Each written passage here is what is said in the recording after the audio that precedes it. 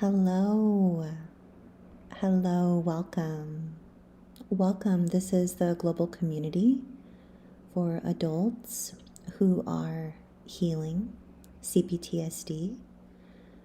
My name is Athena, and we have all been showing up here together about once a week for almost 10 years now. We come here together and we meet up on Monday nights, 7 p.m. Eastern. We talk about what's been working for us in our healing journey, and we also share what hasn't been working for us in our healing journey. Both things are very important along the road, the path, the journey of healing. So it is lovely to be here with you. I want to warmly welcome you. If you are here for the very first time, if you clicked on this video and it's 3 a.m, 5 years from now, I just want you to know my hand is on my heart and I'm grateful for your presence in our community. Your presence is felt and valued. And if you have felt like you've been all alone in this healing from repeated relational trauma, I just want you to know that you're not alone. And we're so glad, so very glad that you've chosen to be here. So I did a big thing. I took 2 weeks off from being here with everyone. And it was simultaneously difficult and refreshing. Difficult because I miss my friendly family of choice. I miss my family. I miss you. But refreshing because I was able to give my body and my mind the rest that it needed. And I think we can all agree that sometimes we need a little bit of extra rest, especially if we're looking to cultivate more peace in our lives and continue on this healing journey. And that's our theme this week: more peace and more healing. So we are going to do what we have been doing over the last year or two, and that means we're going to be doing some guided breath work together over the next hour. And we'll also have our meditation with Morgan Harper Nichols. Her artwork is what you see up on the screen right now. We also have our compassionate healing strategy written by Dr. Ariel Schwartz. And we have our loving the self affirmation written by Lisa A. Romano. So again, my name is Athena. This YouTube channel is sponsored by the Foundation for Post-Traumatic Healing and Complex Trauma Research. And it is because of you doing something so simple as clicking on a video, clicking the like button if you found it helpful and supportive, and also perhaps adding it to a playlist or something that you would be able to watch later, or sharing with someone that you feel might enjoy it. Every little thing helps. There is a comment in the chat box for you to join our greater community. It's away from social media. It's over on a completely different app. It's away from YouTube. And there are several hundred of us over there healing together. It's pretty incredible. So before we do our guided breath work together, I want to invite you to get a glass of water, get very comfortable, perhaps grab a pillow to support your posture. And I want to pause and warmly welcome those who are here. And I want to wish you all a very happy 2024. Oh, Jeffrey Sherman says, "Hey, Nan Athena, I've missed you." I've missed you too. Being a Nana is the best. Can I just say that tiny humans are my favorite? I love grandbabies. Having a grandbaby, having a grandson has been such a huge gift. Oh my goodness. He got to experience snow for the very first time. And it was just so cute. Oh my goodness. So cute. Hello, Jessie Singh. Hi, I'm waving back at you. Emily, hello. I've missed you too. I'm sending you back hearts. Ninja Taco, John Harvey, my Blue Wrench crew. Oh, my hand is on my heart. I'm so grateful for both of you.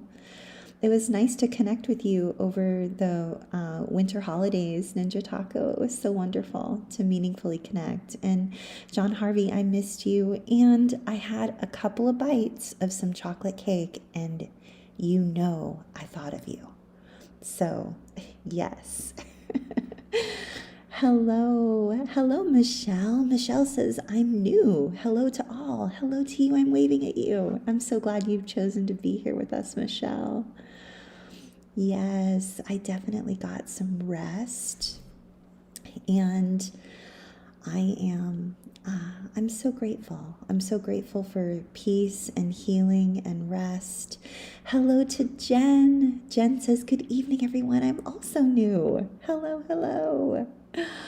Oh, I'm sending you all so many hearts and just smiley faces, and just so very grateful to have you here. I'm not able to pin a comment anymore. There's no more pinning of the chat box, so I'll just post the link one more time and there's also a link in the description section of the video.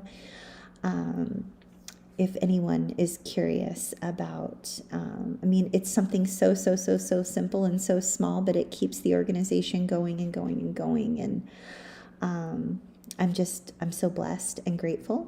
And I feel so fortunate and lucky that I get to do this work going on 10 years now. I feel so honored and so grateful. So without further delay, I am going to get a sip of water. And then we are going to be doing a 4-7-8 breath together. I'm going to grab a pillow to support my posture and get very comfortable. I want to invite you to close down the eyes if that feels comfortable and safe. And if closing your eyes isn't something you enjoy or is not possible right now, the invitation would be just to soften your gaze, maybe find something pleasant to look at. We're going to be doing some nervous system regulation, some co-regulation right now. And if breath work or guided breath work is not your jam and it causes you anxiety or it just is not something you enjoy, just skip it. Only participate in things you find helpful and supportive for your unique healing journey. If you do not want to participate and join us in doing some breath work together, then my invitation to you would be perhaps place one hand on your heart and one hand on your belly and just be with your breath. Just be with your breath. And when I was first learning about meditation from my very first meditation teacher, Veronica, she taught me that the breath is a bridge back to the body. And one of the main components and sort of a through line with all presentations of complex PTSD is dissociation, moments of dissociation, predictable and unpredictable bouts of dissociation. And we sort of sometimes leave the body. So if we are able to use the breath as a bridge back to the body, then we will experience those moments of dissociation less and less. And we will be able to be more present for ourselves, more present for our loved ones, present with our friends, coworkers, present at work, present, just fully present in the moment. And when we are present in the moment, we have access to everything we need to create pockets of safety in our life. And we will experience more peace and more healing. And that is our theme this week. more peace, and more healing. So I'm really, really grateful that we get an opportunity to be here together. And we will run a little bit long tonight. I know typically we've been 30 minutes-ish, but we're going to run a little bit long. We might go up to a full hour tonight. Okay? Let me just check in with you in the chat box and see how you're doing. Oh, you're so very welcome. Happy New Year's to you too. Hello, Jennifer. Yes. Oh, and thank you for being here and being a bright star in our community. Jesse says, I clicked straight away. And yes, I recognize I need this tonight. Your softness here you offer, Athena, is like coming home. I think to me, such a comfort over the years. Oh, Jesse, I'm so grateful you're here. I'm glad that it's a comfortable place for you to be. Jeffrey Sherman says, I just remembered Poppy's mission used to post a lot of resources. I think it's been a while since I've seen her. Yes, it has been a while since we've seen Miss Poppy. And my hand is on my heart, and I am wishing her so much peace and so much healing. And the resources, let me put a link in the chat box for all of the resources.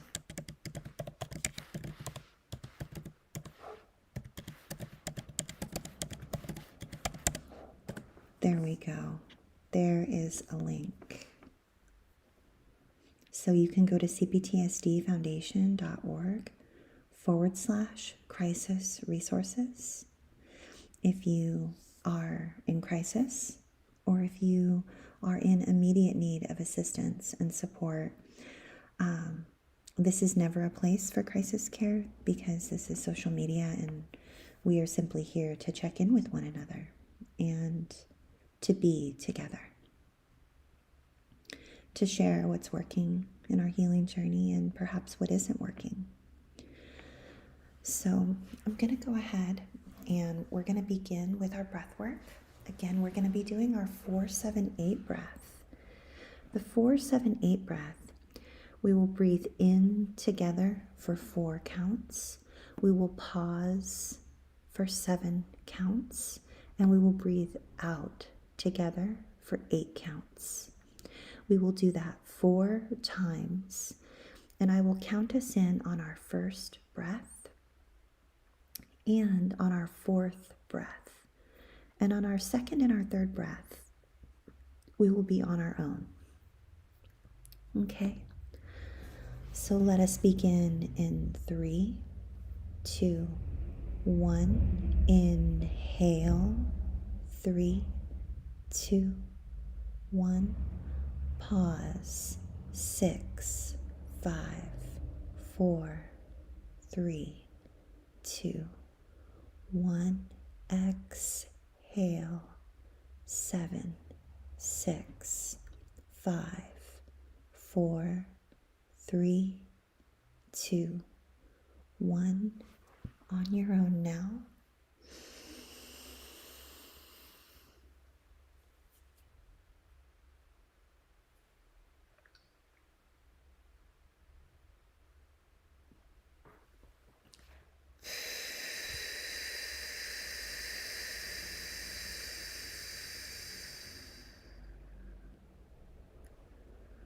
Again.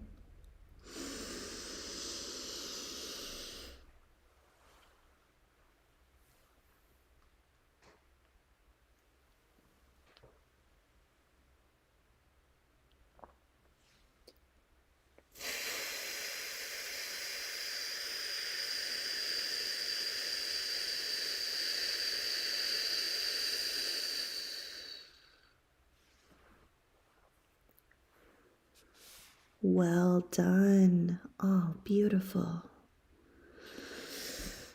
Beautiful. I got a nice big yawn.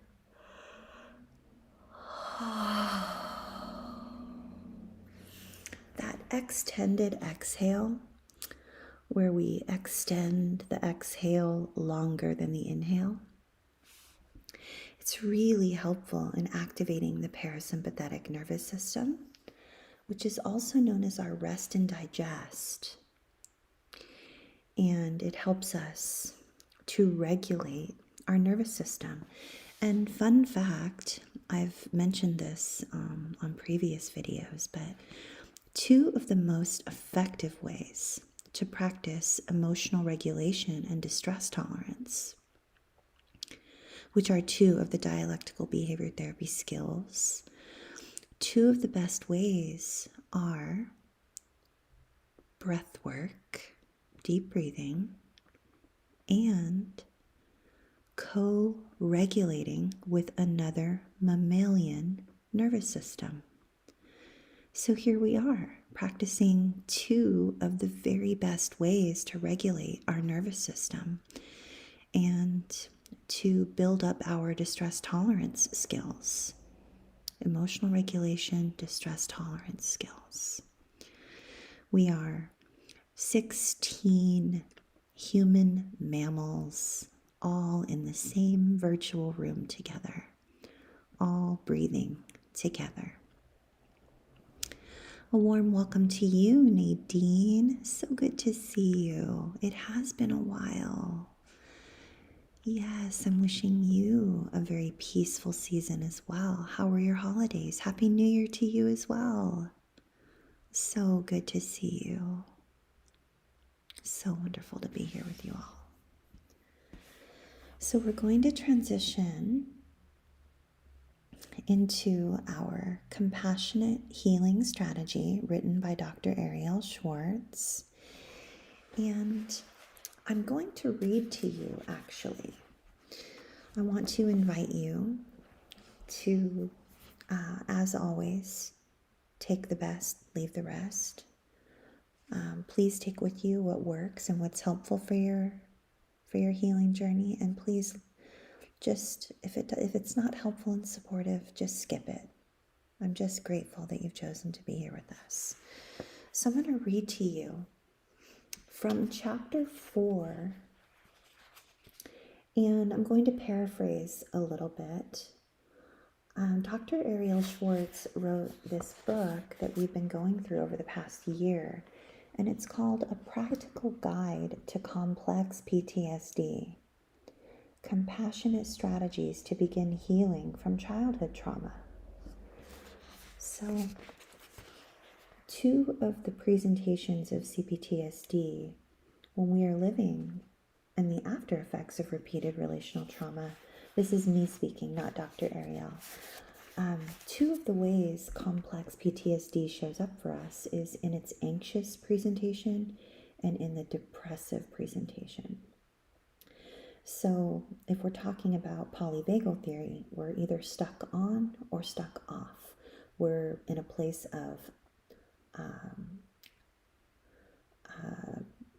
feeling anxious and hypervigilant, sometimes even in terror or panic, heart racing, clammy hands, dry mouth. And the other presentation of complex PTSD is the depressive presentation, and that can be described as feeling like we're swimming through quicksand, or like we're stuck, or we want to hide under the bed covers, or we can't get out of bed. We wish we could perform better at work. We feel numb, checked out. Everything feels like it's just going to take so much energy. And we feel hopeless or helpless. And sometimes we even stuff our emotions down so that we don't have to glance at them or feel them because we feel like, why bother? And what this does is this exacerbates the depressive presentation of complex PTSD. So Dr. Ariel, her invitation to us in chapter 4 of this book is to heal the depressive presentation of complex PTSD. And Dr. Ariel says, childhood trauma can leave us feeling powerless and helpless, especially if there was no way to stop the dysfunction, neglect, or abuse, and to get the love that we needed. So when trauma is ongoing, these feelings of helplessness can form the basis of our sense of self.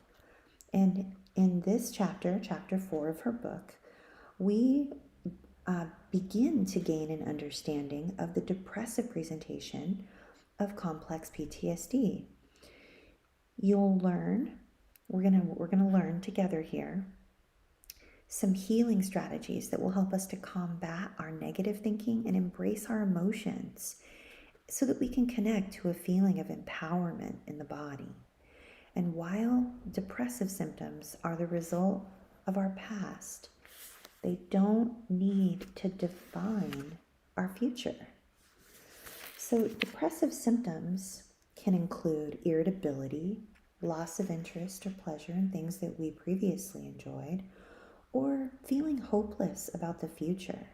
We might find ourselves ruminating on worst case scenarios, or we might even notice changes in our sleeping and eating habits.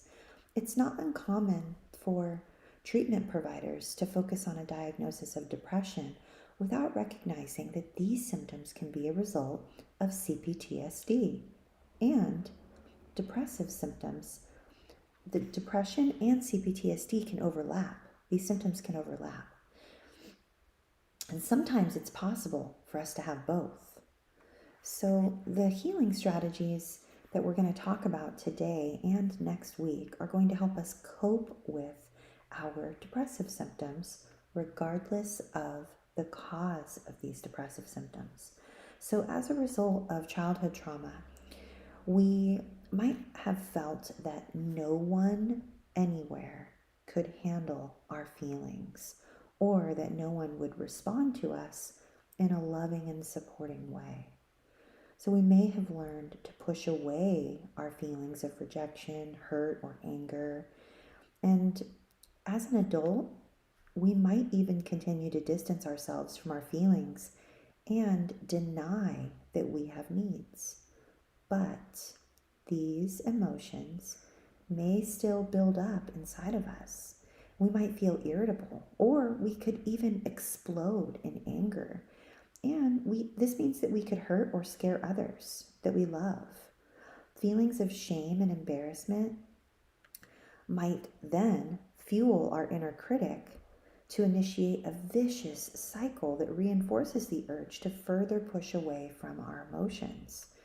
So as I mentioned a little bit earlier regarding polyvagal theory, Dr. Stephen Porges, he's a professor of psychiatry, and he's also the author of polyvagal theory. And he teaches us that the parasympathetic nervous system shows up in two ways, depending on whether we feel safe or if we're feeling threatened. So earlier when we were doing breath work together, and I said that the extended exhale was a great way to activate our parasympathetic nervous system. This is presupposing that we are all here together in this safe space where many of us have been coming and meeting up week after week, month after month, year after year for almost 10 years. So if we're feeling safe, we might have a sense where we're doing this breath work together and we might feel like stretching or yawning or even falling asleep.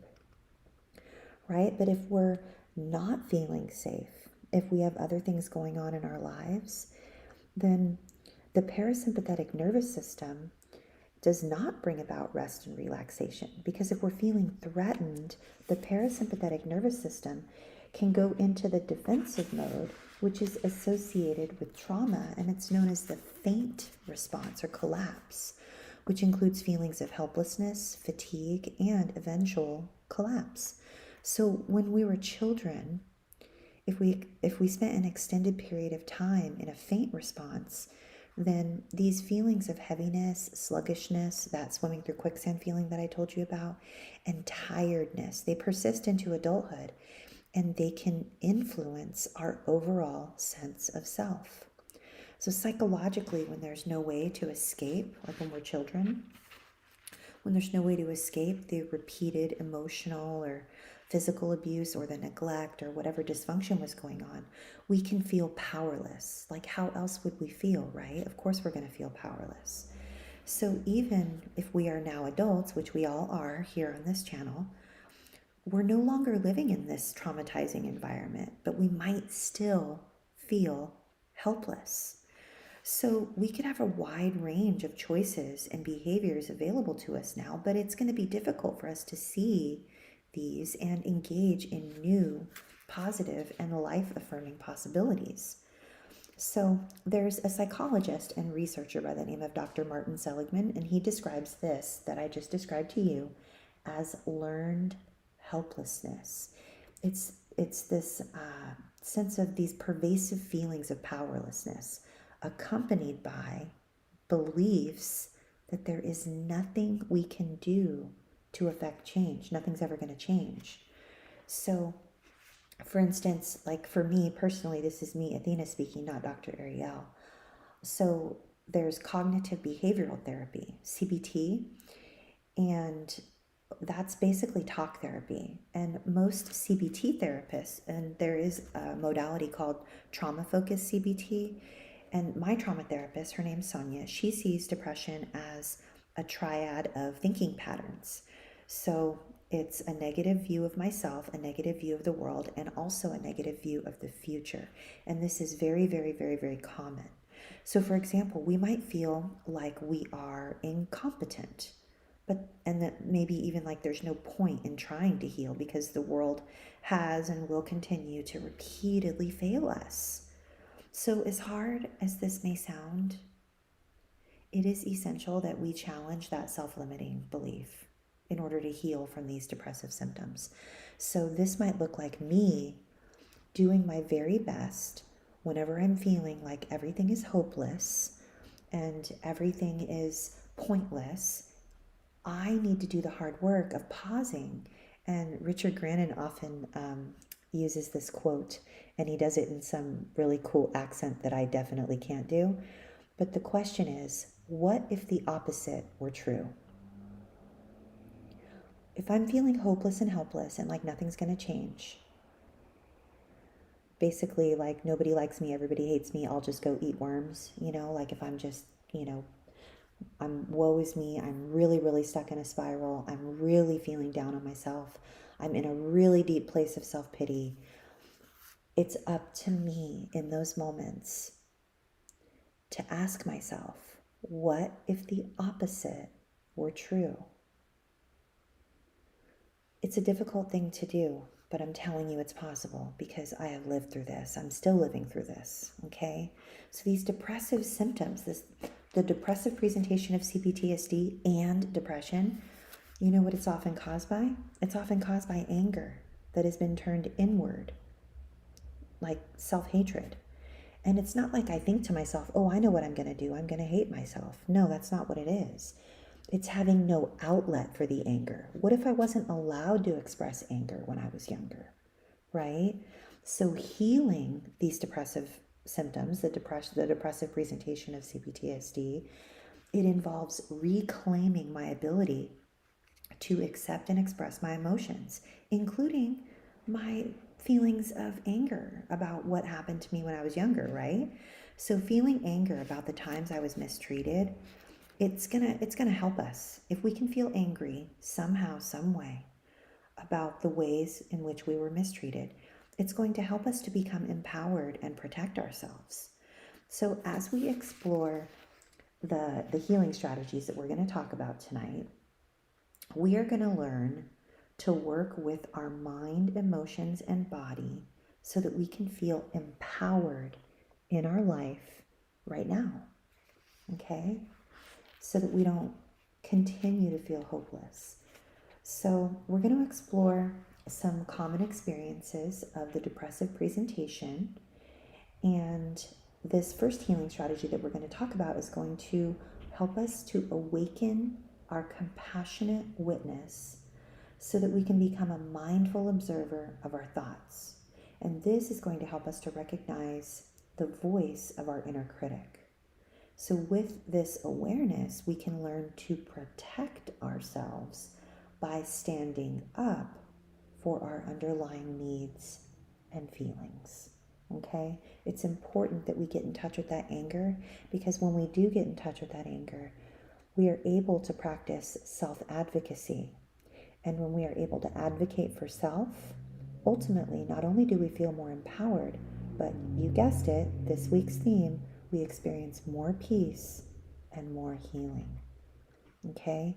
The Dr. Ariel shares here, the burden of unexpressed emotions can leave us feeling heavy and weighed down as if we have been carrying a heavy backpack for years. So, this healing strategy encourages us to feel our emotions and empty the backpack. Releasing the weight of the painful emotions is going to allow us to feel lighter and more free. And then as a result, we might notice that we no longer want to stay curled up and stuck, right? Under the bed covers. Not that we want to, like that's not anything that anybody wants, but if you're feeling like you have no control over it, when we get in touch with those feelings and we get in touch with that anger, we're able to practice self-advocacy, we're able to feel more empowered, then we experience more peace, more freedom, more healing, and that is what we are trying to do, okay? So this first healing strategy is cultivating helpful thoughts, okay? We're going to cultivate helpful thoughts, which means we're going to identify some negative thoughts, and then we're going to find the counter thought to the negative thought. So we're going to find a replacement for the negative thought. Are you ready? And again, if any of this doesn't land well for you in your nervous system, just skip it. Take the best, leave the rest. It's okay. All right? So this is a mindfulness practice, and it invites us to become the compassionate witness of our thoughts, through which we build our capacity to non-judgmentally and lovingly accept ourselves. We can do this by using the structure of a meditation practice. Since a meditation practice can sometimes feel intimidating, we might choose to start slowly. Okay? We're going to start slowly. And after we do this first healing strategy, I'm going to read you a meditation by Morgan Harper Nichols. Okay? So let us begin to observe our thoughts. Let's sit comfortable together like we were when we were doing our breath work. For me, I have a pillow supporting my posture. I have a glass of water nearby. I'm going to get a sip of water here. Oh, can you hear my neighbor's dog? Her name's Maya. She's so cute. She's very excited. She's jumping up and down. I don't know if you can hear her. So the goal of this pause is for us to create clarity of mind and give ourselves permission to let go of any of these thoughts that create cloudiness or confusion, any unhelpful thoughts that might be unkind or unrealistic, overgeneralized, self-diminishing, shaming, and filled with self-hate. These are often fueled by our inner critic. And some other signs of unhelpful thoughts include harsh judgments of yourself or others, and looping ruminations that fuel a feeling of hopelessness. Some examples of these, take a deep breath with me. Some examples of the unhelpful thoughts might include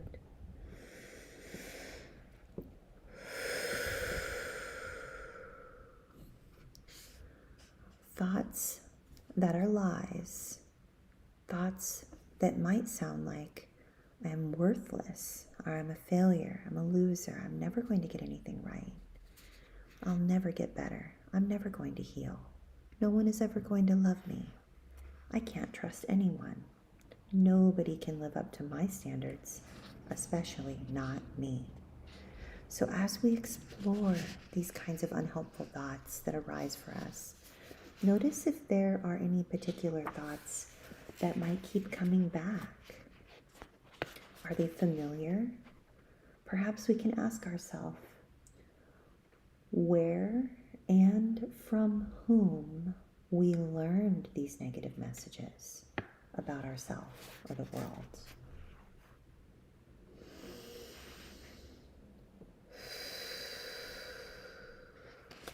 So for me, I have negative messages from my family of origin.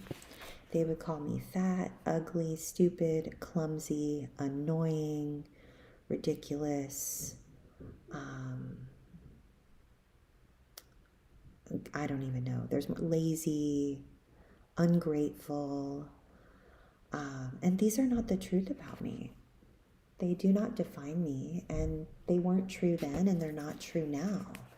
But they are sometimes rattling around in my mind. So the next stage of this practice, as we wrap up this healing strategy, is we're going to release those unhelpful thoughts. Okay? And we're going to replace them with helpful and more accurate thoughts. So imagine that you and I are sitting side by side on a bank alongside a river, sending forth all of these unhelpful thoughts to continue downstream. Now, let us explore some new and helpful thoughts that we would like to say to ourselves instead. Here are some compassionate statements that we might try saying to ourselves instead. These are ones that are offered by Dr. Ariel Schwartz. You can create your own as well. Let me just pause and check in on you. Yeah, Jeffrey Sherman has depressive symptoms. Yeah, it does make sense, Nadine. Yes, justified anger is healthy. Absolutely, Jennifer. Hello to you, Natalia. I'm sending you heart emojis back. Yeah, John Harvey, I'm sorry that you understand the pointless feeling. It really stinks. Hello to you, Paige. Hello, I'm so glad you're here. So here are some helpful thoughts that we can replace those unhelpful thoughts with. I accept myself just as I am.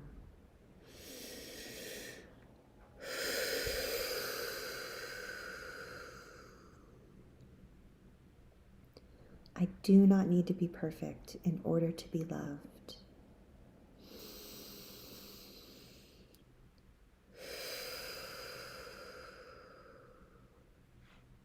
I am enough just as I am.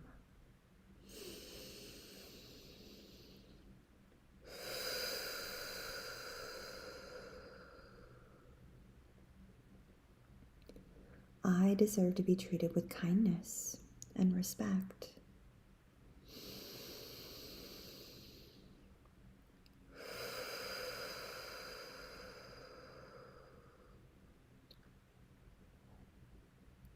This is a big one. While I cannot trust everyone, I can find some people who are trustworthy.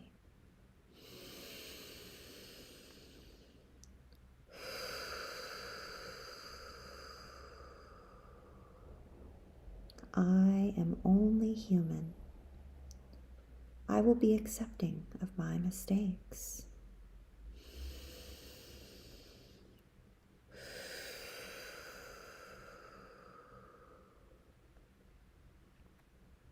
Other people are human, and therefore I will be accepting of their mistakes.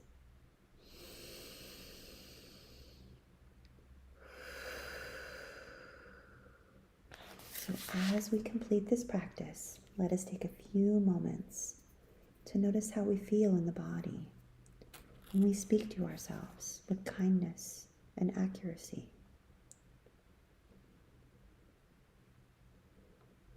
Do we notice any changes in how we feel emotionally? How do you feel in the body? Can you imagine how your behaviors might change as a result of this gentle practice. Remember, repeated practice will help you create lasting change.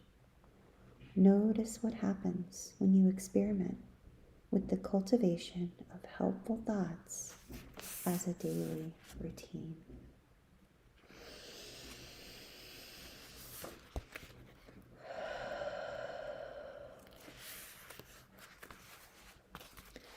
So we're going to pause. I'm going to get a sip of water, and I'm going to read to you a meditation by Morgan Harper Nichols.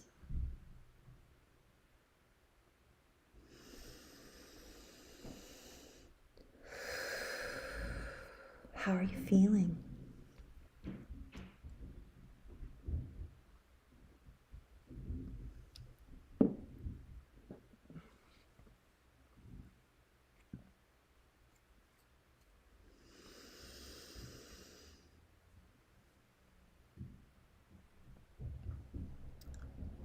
Morgan says,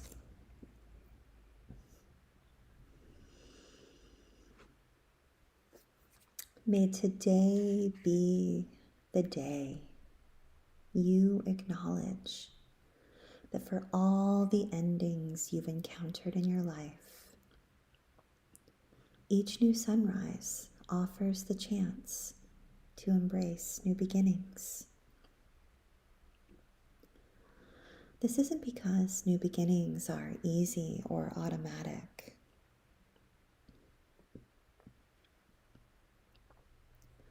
But because, just like the cyclical patterns of the sun and the moon bring about day and night, you too experience cycles of endings and beginnings.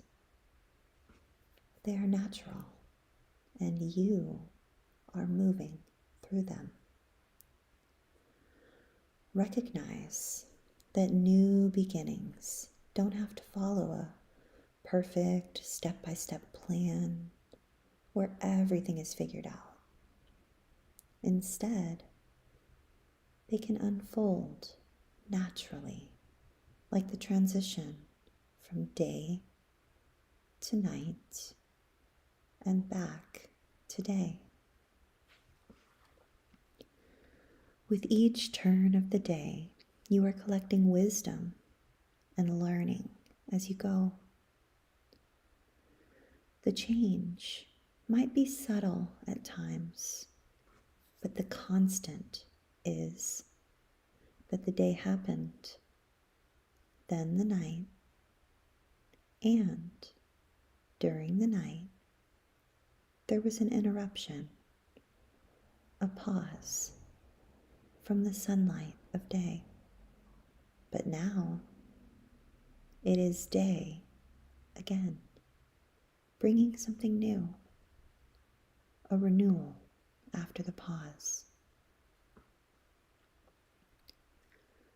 So, for whatever has been interrupted in your life, whether it's been on hold for a short while or a long time, may the new day remind you of the possibility of what new things can be here now. Interruptions are often beyond our control, and even when we try to make up for lost time, it can feel like we can't keep up. The same is true with day and night. We cannot stretch the hours of daylight or darkness as we please. But with time, we learn to live through these cycles. Still observing nature, we notice that despite sunflowers not controlling the sun and rivers not directing the rain, there is growth, flow, and progress. Still, sunsets echo resolve, and mornings transform shadows. New beginnings rise up like the morning sun and find us in the same way new seasons do. Despite all of life's interruptions, growth and movement becomes possible over and over again.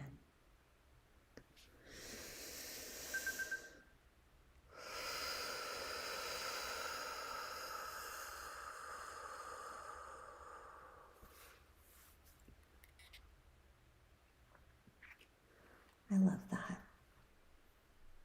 I love Morgan. I know I say that every week. So this second healing strategy that we're doing, because I'm doing 2 this week because we didn't meet up for 2 weeks. So the second one is embracing our emotions. Embracing our emotions. So Dr. Ariel, this is still in chapter 4 of her book titled A Practical Guide to Complex PTSD, Compassionate Strategies to Begin Healing from Childhood Trauma. So she says, often depressive symptoms arise because we have suppressed difficult emotions. So this healing strategy, which is divided into 2 parts, so we're going to do one tonight and then we're going to do the last one next week. This focuses on helping us to recognize and express our emotions. So first, tonight, we're going to do the recognizing the feelings part. We're going to recognize our feelings when they arise. This is especially important if our emotions were ever dismissed or disregarded in our childhood, and if as a result we have ever felt numb or cut off from our emotions. Somatic psychology teaches us that we can learn to recognize our emotions by focusing on bodily sensations. For example, we might notice that we feel a tightness in our chest when we're angry, or a lump in our throat when we are sad, or a feeling of contracting inward during times of shame. This may require a regular practice of checking in with the body before we start making connections between our sensations and our emotions. In addition to building our own somatic awareness, it's valuable to have another person, such as a trained therapist, or safe enough partner, or person, or friend, or peer. It can be helpful for them to participate in this with us because this other person can help us to recognize the subtle shifts in our facial expressions, or our body language can help us to tune in to our feelings. We can explore our emotional awareness by bringing to mind a memory of a difficult event or a difficult, painful feeling, noticing any changes in our bodily sensations. And then we can ask ourselves, what do we imagine we may have been feeling during this difficult time? And we can see if we can draw a connection between any areas of tension in the body regarding an event or the emotions that we might have had during that event. And please let us remember, you guys, when we suppress our emotions, this can worsen our depressive presentation of complex PTSD. So when we suppress our emotions and we stuff them down, this can worsen the depressive presentation. That's when we can feel stuck and like we're very sluggish and like we just can't really move or function. So next week we'll do a little bit of a recap, and then we're gonna move our body a little bit together next week. But we'll recap what we're going to do right now. So for right now, in this moment, let us take a couple of deep breaths together, and then we're going to take a closer look at how common feelings might show up for us. And we're going to allow ourselves to pause and honor any feelings that come up right now, okay? So let's take a couple of deep breaths together.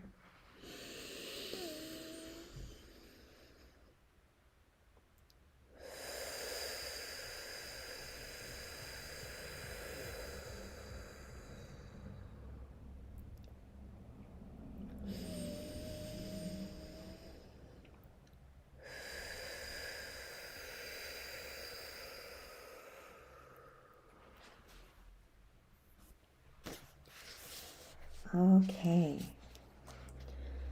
so we're going to glance at some common emotions, and we're going to see if we can sense where they might show up in the body. The first one is anger. So as we discussed a little bit earlier, the depressive presentation of CPTSD is often anger turned inward. So the benefit of us feeling and expressing our anger is that this emotion can give us the energy we need to free ourselves from these depressive symptoms. When we sense anger, we might notice a feeling of tightness in the chest, or our arms might have a feeling of a surge of energy, even in like our belly or our legs. So when we embrace anger in a healthy way, it might look like giving voice to the previously unexpressed feelings of betrayal, hurt, or rage that we may have never expressed to someone who was ever neglectful or abusive toward us. And then suddenly, when we are able to express this anger, we may notice that we have energy out of nowhere. We might have the urge to start exercising, which will boost our mood, or we can direct our anger into a completion of a project, and this will increase our self-esteem. Anger is also an emotion that redirects our energy toward self-protection, like we talked about earlier, self-advocacy. And this helps us to define our boundaries and communicate our needs assertively.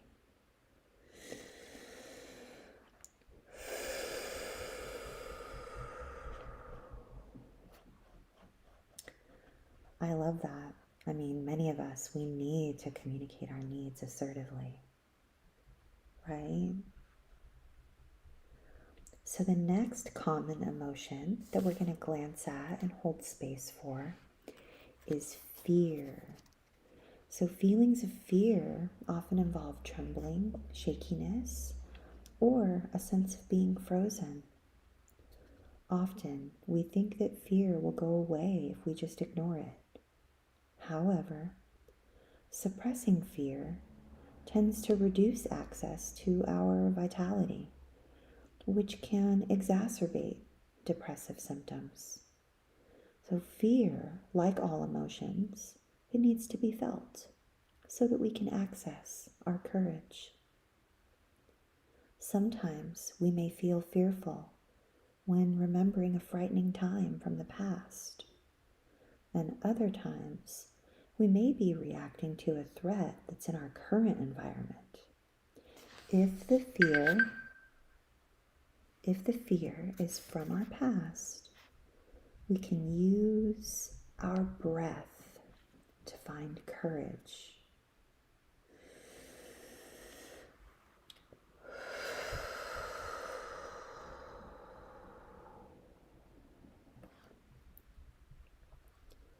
Feel your body, knowing that you can choose to come in and out of contact with this emotion of fear. And remind yourself that you are safe now. And if the feeling of fear is connected to your present circumstances, this important emotion can help us to courageously recognize the danger that surrounds us and make changes in our life to leave it.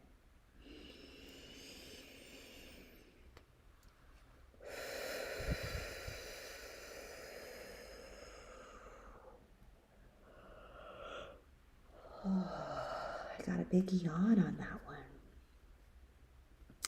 The next feeling that we are going to hold space for and glance at, it's just an invitation, no pressure.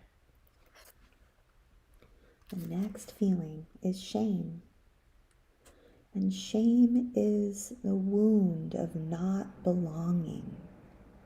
This emotion carries the burdens of rejection, humiliation, and betrayal. Shame can lead us to misbelieve that we were at fault. It can cause us to believe that we caused the trauma, we caused the neglect, that we caused the abuse. This is false. Shame often fuels depressive symptoms after it tells us that it's our fault. So we might feel an urge, if we're in shame, we might feel an urge to isolate ourselves and hide from the world. And as intolerable as shame might feel, this emotion is directly connected to the underlying needs to be understood and cared for and unconditionally accepted and loved. So to embrace the emotion of shame, see if we can turn toward ourselves in a kind and loving manner. Explore speaking to yourself the way you would when you are reassuring a young child.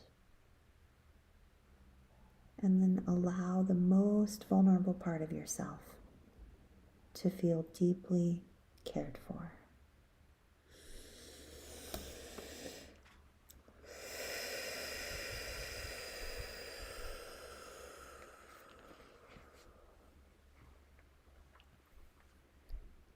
Well done. The last emotion that we are holding space for tonight is sadness. Any unexpressed feelings of hurt and sadness can definitely be the undercurrent of the depressive symptoms. Sadness can be thought of as sacred access to our grief. So let us see if we can glance at our sadness with loving kindness. There is a difference between dwelling in sadness, which can turn into self-pity, and allowing our sadness to move through us. Every emotion we have is meant to be felt and to subside. So let us notice if we have a difficult time feeling our sadness and letting it go. Ultimately, a healthy expression of sadness involves allowing ourselves to mourn for our losses and experience the healing power of our tears. Yes, we are understood and cared for in this space.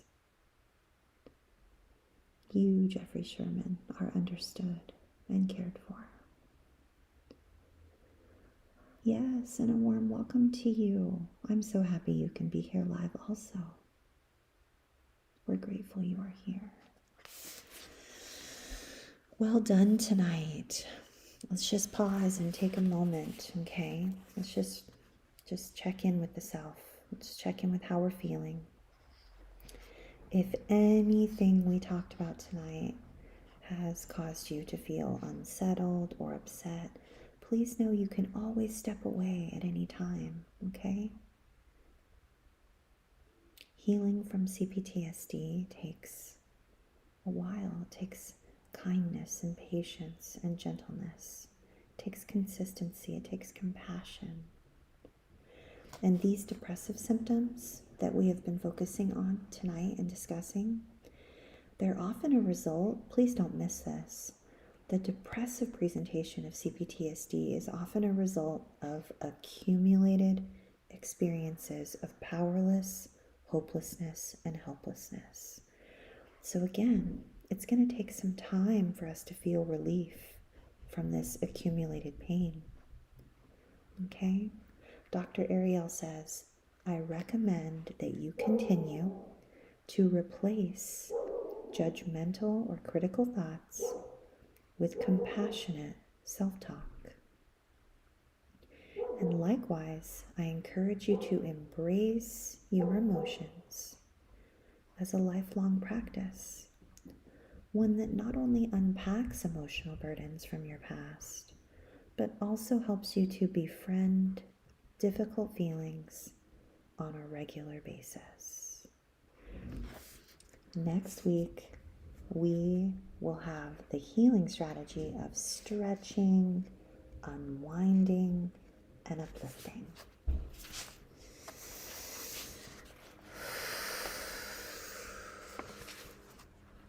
Let's end our time together with our Loving the Self affirmation written by Lisa A. Romano.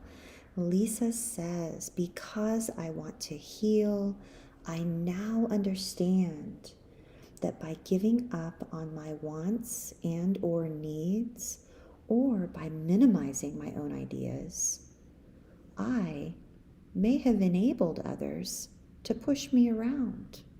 But today, I will remind myself that I have a right to be heard. I can hold on to my position in a mature way, regardless of how loud, angry, hysterical, or how much the other person withdraws or threatens me with abandonment. I am learning that I can be a friend to my own self, and that I like my own company just fine.